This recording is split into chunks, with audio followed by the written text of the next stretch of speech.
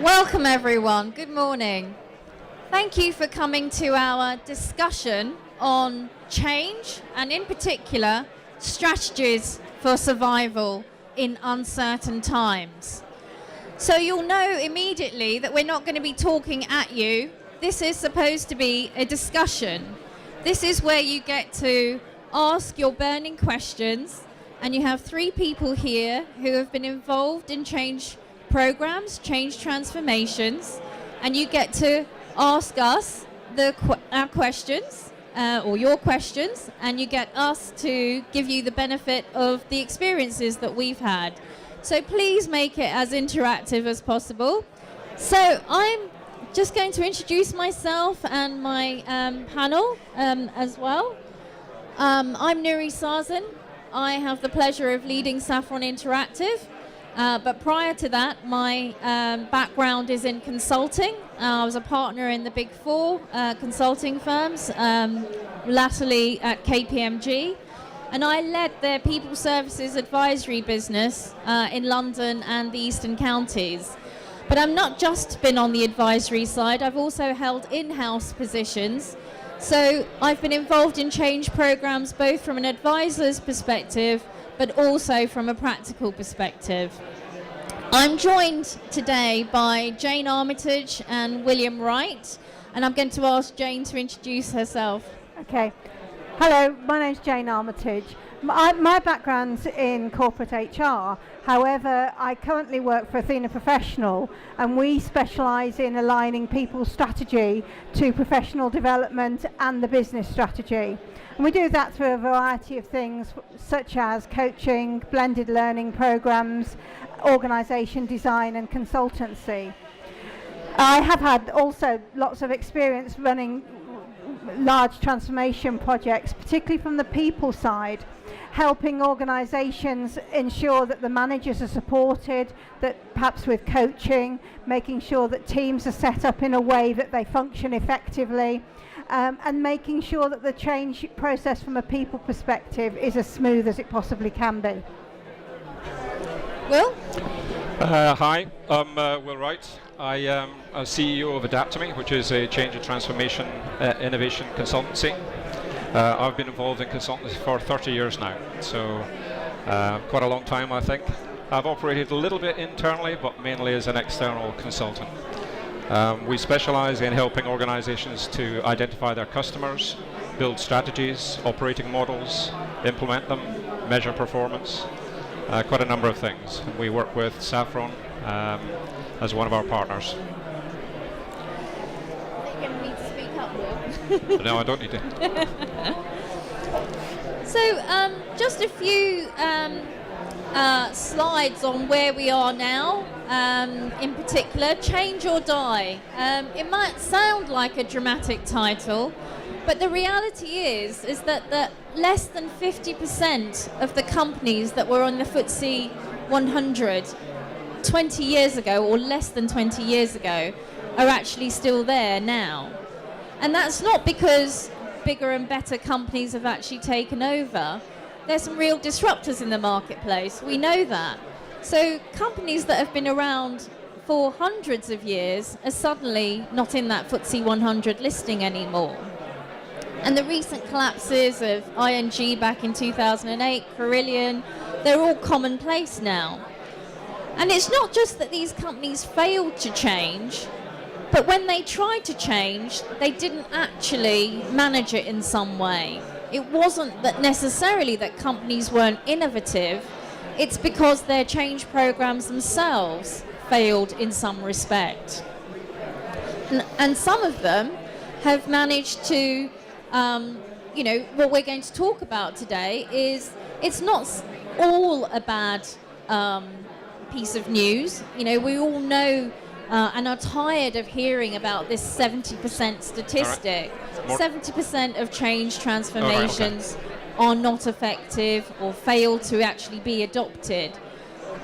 What we really are doing is undergoing a period of rapid change. Change has been going on for such a long time now, but it's really the pace that is quickening.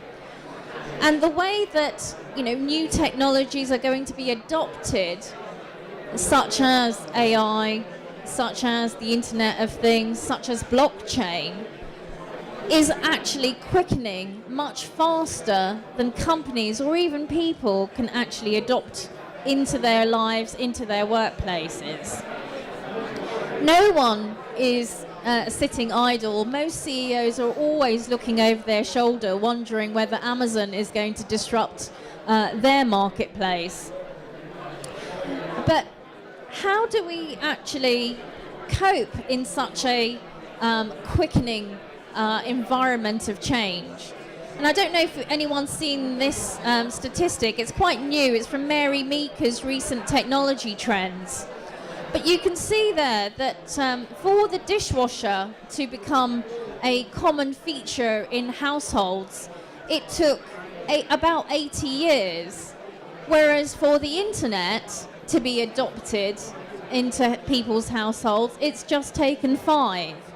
So if you extrapolate that in terms of how AI is already actually disturbing our lives or within our lives, enhancing it in some way or disrupting it in some way, and you think about blockchain, which is the new kid on the block as such, but it's rapidly being used, especially in banking and other sort of fintech kind of places, to transform their environments.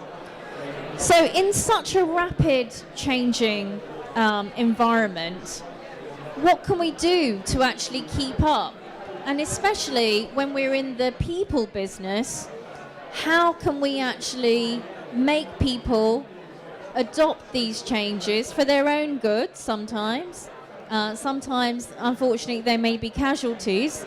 But how can we actually get our people to upskill? How can we actually get change to be affected within the organisation and not be part of that 30%, be part of that 30% statistic? So to start off questions, I'm going to ask Will, who has been advising large-scale companies.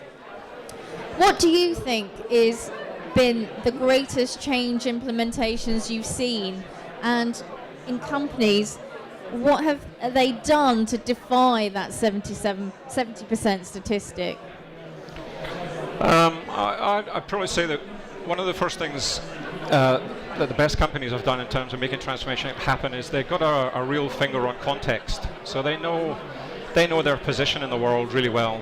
So that's not just a case of understanding the technologies, but they know their competitive environment well, they know their people well. They have kind of a finger on the pulse, if you like, as far as that's concerned. That's not an easy thing to do, and so many organizations, I think, don't pay enough attention to context. So in the diagram, for example, that Nuri just showed you, that sort of increasing speed of change, while people notionally know about that, I don't think they put in place processes or mechanisms to follow it, to make sure they're on top of it all the time. And therefore, when they come round to make changes, they're not prepared enough. The second thing that I think a lot of organizations suffer from is timing. So increasingly, the timing's not of your volition. You're forced to change. So if you're in the luxurious position of being able to forecast your change and you get it right, and you're dictating the time or the agenda, that's pretty good. But more often than not, you're not. So there's an increasing amount of disruption going on. The third thing, which I think is important to bear in mind, is leadership and how that manifests itself in the organization.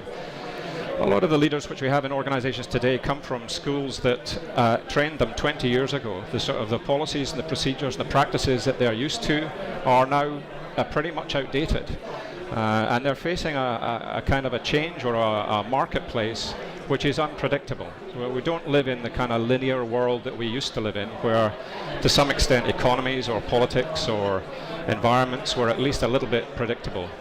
That's pretty much gone now, so we're looking for more progressive leadership that are able to help understand or feel more comfortable, if you like, with an unstable environment. And the final thing is engagement. It's kind of a passion of mine that when we look at change programs, even McKinsey's highlight, that 70% of their change initiatives failed. One of the big reasons is a failure to engage. That's not a flippant comment. So before you actually get into any change itself or any shaping of the agenda, you need to work out who's involved and how you're going to engage them, what kind of attitudes and behaviours they've got, whether they've got the propensity to change.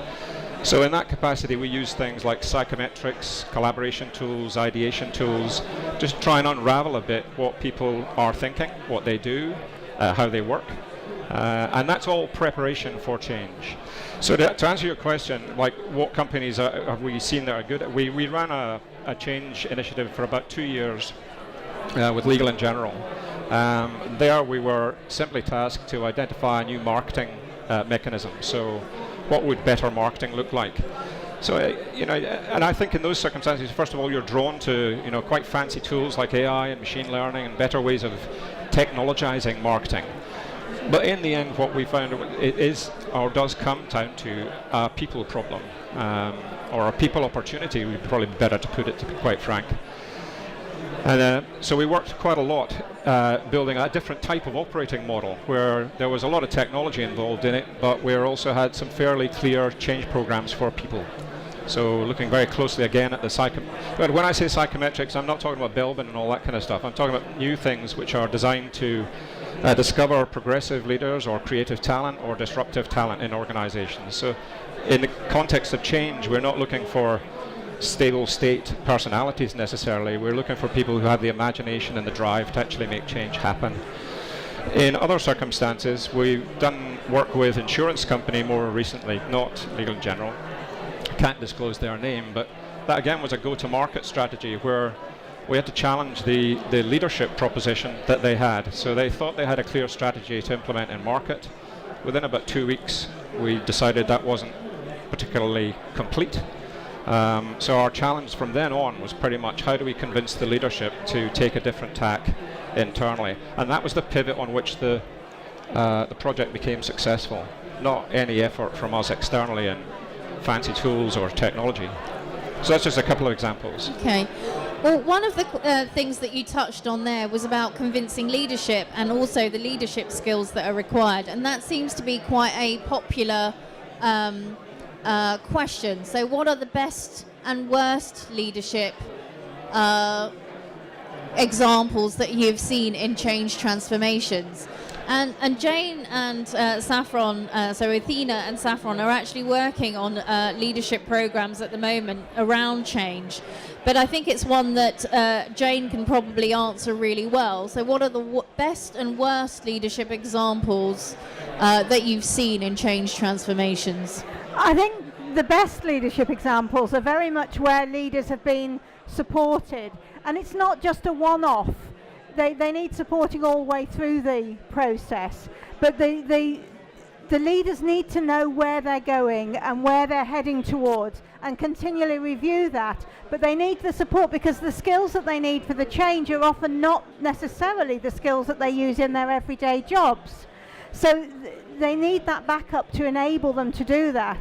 Probably the worst examples I've seen is where you've got one person leading a change program, but actually nobody else is really on board. And so they're constantly sort of sabotaging, sniping from the sidelines in order to sort of not deliberately undermine the change, but they've got no buy-in to it, they've got no ownership to it. And so by their lack of action, they're actually undermining the one leader that perhaps is actually trying to move things forward. So I'd say the best leadership are ones where leaders are supported either through coaching or development. Okay. For me, I think when we think about leaders, we kind of think about them as being at the top of the chain. But leaders aren't necessarily, those leaders, the people that are thinking about the strategy, aren't always the best people to actually execute that change. And also, it's not just their responsibility. So it's about making sure that you find the adopters, the real leaders in your organisation, and you teach them how to make it personal, I think, for their teams. What will this change actually mean for them? What will this change actually mean for their teams? What are the unintended consequences potentially of the change? And I think once we start getting into what does it mean for individuals, what does it look like, the future for people, then there's less friction. And as a leader, if you can actually articulate what that change is going to be, then you're going to get less friction within the organisation. What do you think has been the worst example of change for you, though? Is there a bad story that you've got? Well, I've probably got one that actually covers both the worst and the best. I did a big project for a GovCo that they'd changed the marketplace and made it a competitive marketplace. And so the initial change was set up to close down lots of sites to save lots of money to enable them to manage this new competitive environment where they were competing against the private sector for their services. However, that wasn't really what was required. When they started to look at it, and they went quite a long way down the road with that process. I think it took the change process had been in place for about 9 months already before they realised that actually just closing sites wasn't going to solve the problem. So then they brought in the sort of head of the organisation brought in a new team where they actually started looking at, well, what was the organisation doing or not doing that was actually contributing to their lack of competitiveness? And so they then started involving the experts within the business at all levels within the business, whereby they were looked at the processes they were using. They did a lot of work around supporting the managers, building the teams. So the project teams themselves were the ones that went out and really sold the change to the rest of the organisation. And so they transformed the organisation. They actually closed fewer sites than had been originally planned in the first transformation project. So that example is probably one of the best and the worst. Will, have you got a story? I know, not necessarily a story. I was just want to pick up on. I think there's a nuance in there, which is really about.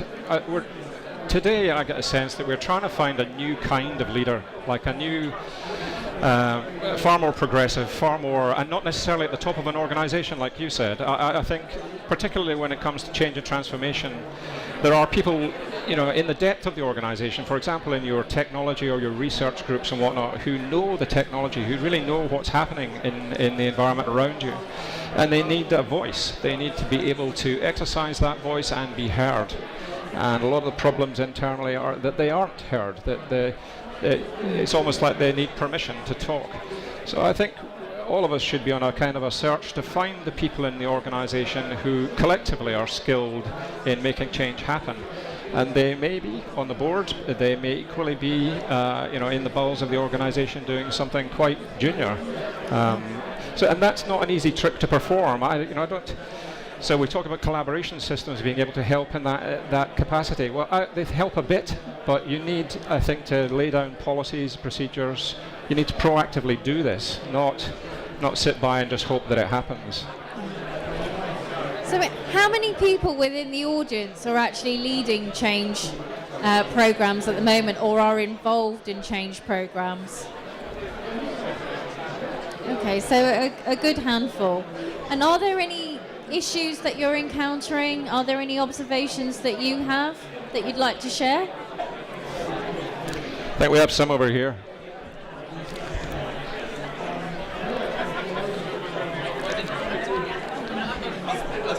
Yeah, I'll give you a rest for a second. I think the biggest issue that I have is less about organisation itself changing and about people changing, because change management is actually about changing behaviour as much as about innovation technology. So I'd be interested to know sort of what your view is about how you change behaviour and what skills as change management professionals we might need to help that.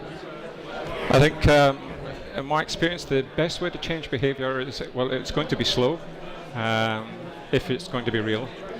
But it's the same as changing behaviour in a rugby team or in any other environment. Even if you want to change your own behaviour, I think you need to be able to see what a different state of being looks like. So you will be able to make it real for yourself.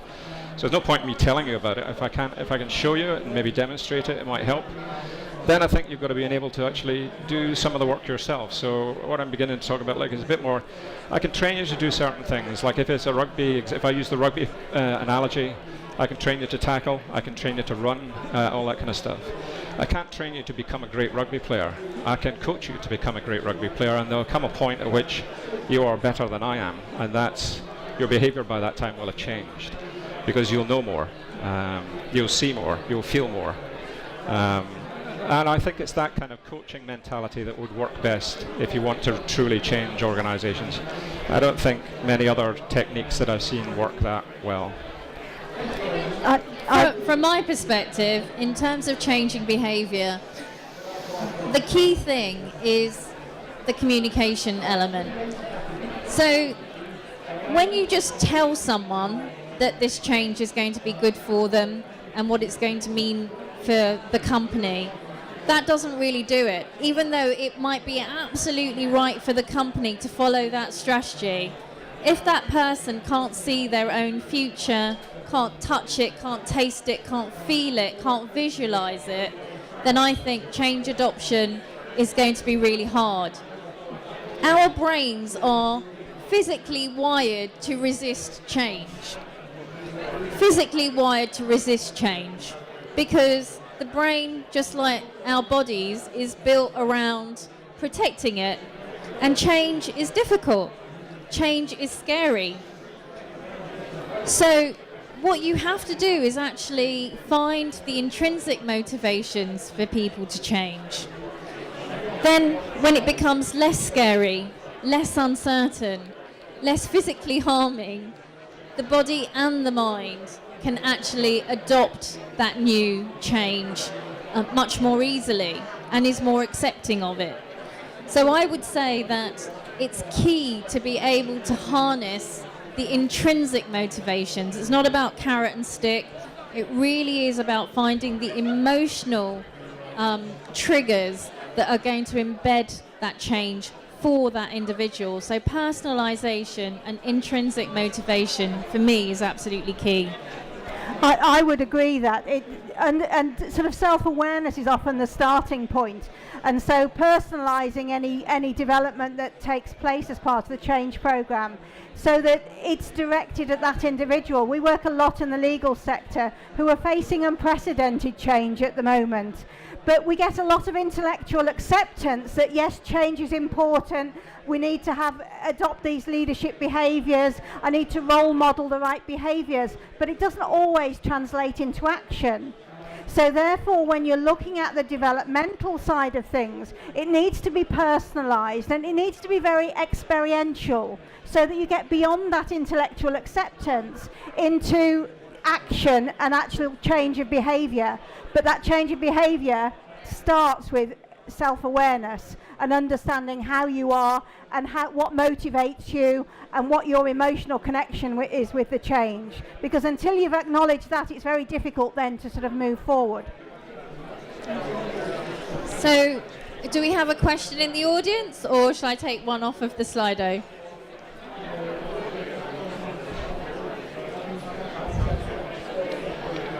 Yeah, I'm just wondering about how change could be presented as something positive rather than some imperative, something that is happening out there and we must do something to respond to it, and how we pitch it as something that's exciting and we can really get fired up about, and it's actually a positive experience to go through. Yep. I don't know if everyone heard that. Maybe you can repeat it, Will? Well, the question is really how do you make change a positive experience? How can it be much more fulfilling and exciting? And I think it can. I mean, I've started 3 companies in my life. Each one of them has been really exciting, and each one I had no idea whether they were going to be successful or not. It's a very scary prospect, I think. But going back to this kind of progressive leadership bit, that's the bit you have to get used to. Change can be quite scary, but being scared can be quite enjoyable in some circumstances for some people. So I think probably it depends on, again, back to your point about your makeup. What do you find exciting? What do you find threatening? for me, stepping out into something new, something unpredictable, something where I don't know the answers is actually, that's a positive experience. For other people it might be some form of security or financial, there could be many different ways of it being quite an exciting and rewarding future, even though change is involved. But I think there's change junkies like me who get off on that kind of stuff. Other people, it's not their thing. But one thing I would say, actually, just it may be preempting something that's coming later, but there's a lot of doom and gloom about AI, machine learning, eliminating jobs, and we're all going to be in trouble. And I think in certain industries there will be major transformation. There's no doubt about that, and a lot of people's jobs will be threatened. However, it might actually at last wake everybody up to another form of stuff that humans are actually very good at, which is creating things. Now, the machine learning and AI schools can't do that yet. We are infinitely better than machines at that. So there's a kind of a whole creative world which you might find. Now, if Elon Musk has his way and you get a salary as well for nothing, then you can be sitting on the beach enjoying yourself, drawing, do what you like. So I think there are definitely opportunities. It's not all doom and gloom. It's scary because it threatens people's jobs, I think. I think as well, from the slide that Nori showed earlier, change, we're not going to get away from change. So introducing change agents so that it becomes business as usual, so that it's one of those skills that people need to have. It can lessen the scariness of the change, and it becomes part of normal everyday life. So it's not necessarily making it positive, but it's taking away some of the fear and actually building that into what's required from different roles all through the organisation. It's not just the leaders that need to be able to do that. Any other questions? No? Well, one of the questions that was asked was, how do you, in a very traditional kind of business such as legal or banking, affect change? So I know that Jane has been working very, a lot with the legal profession, and I know that Will works quite extensively with the financial services. So I'll let both of them answer, and then I'll answer as well. So in a very traditional environment, how do you affect change? I would say you've got to start at the top, and I know that can be limiting because that the speed of any change is limited by the person at the top. But you've got to start at the top, and you've got to get buy-in from the top of the organisation. But you mustn't stop there. You've got to then filter it all the way down and get some bottom-up pressure for the change as well as the top-down. But without the top of the organisation being on board, it won't happen in a more traditional organisation. I have a slightly different technique. I agree with that, by the way, but we try and encourage companies to look outside. So look at your customers, not necessarily your competition, because your competition are not a good benchmark for innovation. They're just the same as you are. But look outside in the marketplace, particularly at your customers. If you can get leadership to understand where your customers are going, what kind of journey they're on, it's much easier to convince them that the business plan and business opportunities lie in that direction. Because that's the one thing they will definitely listen to, which is revenue. So if you can contextualize a change in terms of the customer journey, where you can identify more or better revenue or better market share, then that'll help. But I'm always go back. I mean, in all the change initiatives, regardless of what you're doing, if you ever stop thinking about the customer, you're off track. I think we've got chance to have one more question if anyone has a burning thing to ask in the audience. No? In my experience, I come from the consulting background, which is actually quite traditional, because I was born, if you like, in the accounting professions and the consulting side of that. And I think that to affect change in those types of organisations, you need very evidence-based reasons for change in the first place. So for the partners in the Big Four, for the partners in the legal firms, they actually look at very much evidence-based reasons for the change. And that's actually not a bad place to start, because Will was talking about the fact that, people are affecting change programs because their competitors are doing it and they're trying to do the same thing. So it's this kind of me too, we want to be just like them. Well, that's not really necessarily going to grab the market share. It's not necessarily your culture. Is that the right thing to do? What's the evidence that that's actually going to achieve what you want it to achieve?